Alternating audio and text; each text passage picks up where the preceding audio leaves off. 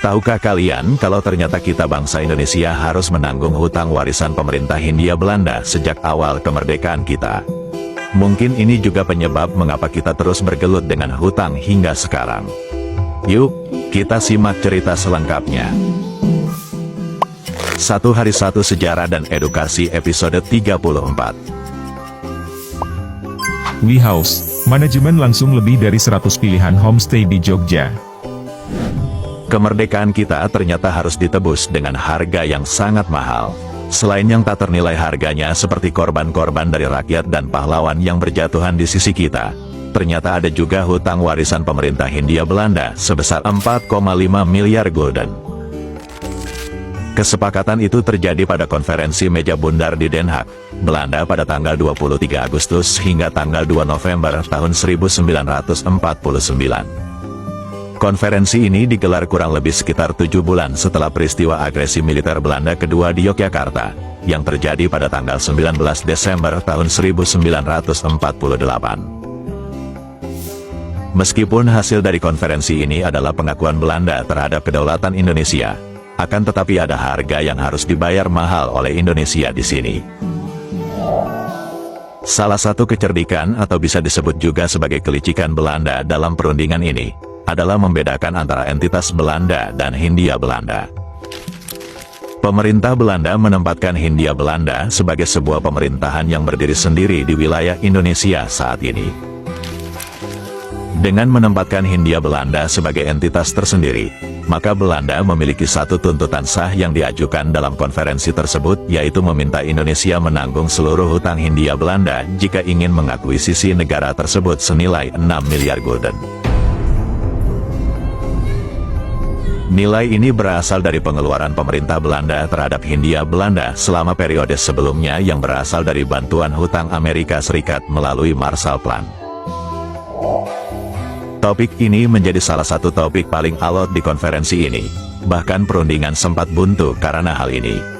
Beberapa perwakilan Indonesia menolak mentah-mentah usulan ini.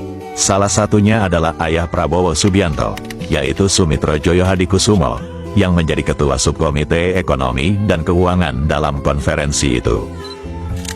Argumen yang diajukan oleh Sumitro, yaitu hutang tersebut sebagian besar timbul dari pengeluaran militer Belanda selama perang pasca kemerdekaan melawan Indonesia. Jadi sangat tidak masuk akal bagi Indonesia untuk membayar biaya perang melawan dirinya sendiri. Malahan seharusnya Belanda berhutang pada Indonesia karena telah menyebabkan kerugian setelah proklamasi kemerdekaan Indonesia. Akan tetapi, desakan dan posisi yang kuat pemerintah Belanda yang didukung oleh Amerika Serikat saat itu, membuat Indonesia tidak mempunyai banyak pilihan. Indonesia dihadapkan pada dua pilihan: menerima tanggungan hutang itu sebagai syarat pengakuan kedaulatan oleh Belanda, atau tidak sama sekali, yang artinya Belanda tidak akan menyerahkan Hindia Belanda apalagi mengakui Indonesia sebagai sebuah negara. Akhirnya, setelah melalui perundingan yang alot dari para delegasi kita, nilai hutang tersebut berhasil turun dari 6 miliar gulden menjadi 4,3 miliar gulden, atau setara dengan 1,13 miliar US dollar yang menurut Ibu Sri Mulyani saat itu setara dengan 15,8 triliun rupiah. Bisa dibayangkan, kita sebagai negara baru, tidak memulai neraca keuangan kita dengan angka 0, melainkan minus setidaknya 15,8 triliun rupiah. Apalagi, kala itu, stabilitas ekonomi kita sebagai negara baru jelas belum terbentuk. Tapi inilah harga mahal yang harus dibayar untuk kemerdekaan kita. Kita harus menyadari bahwa kita saat itu adalah negara baru yang belum punya kekuatan besar dan nilai tawar tinggi di mata internasional. Cerita selanjutnya, pemerintah Indonesia pada 1950 hingga 1956 berhasil membayar sebesar 3,7 miliar gulden. Sedangkan sisanya yaitu sekitar 600 juta gulden dilunasi dari periode 1973 hingga 2003. Bayangkan, kita baru bisa lepas 53 tahun setelah konferensi itu.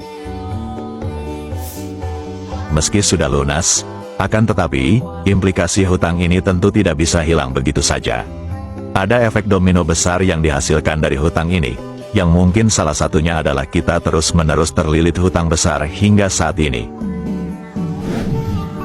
Tapi itulah sejarah, yang mau tidak mau harus kita terima. Mungkin, kalau Belanda tidak menjajah negara kita, tidak akan ada nama-nama seperti Tom Haye, Ragnar Uratmangun, Justin Hubner, Ivar Jenner, dan para pemain keturunan lain yang menghiasi timnas sepak bola kita saat ini. Tapi di sisi lain, bisa jadi, tanpa penjajahan, kita sudah menjadi negara maju saat ini. Bagaimana menurut kalian?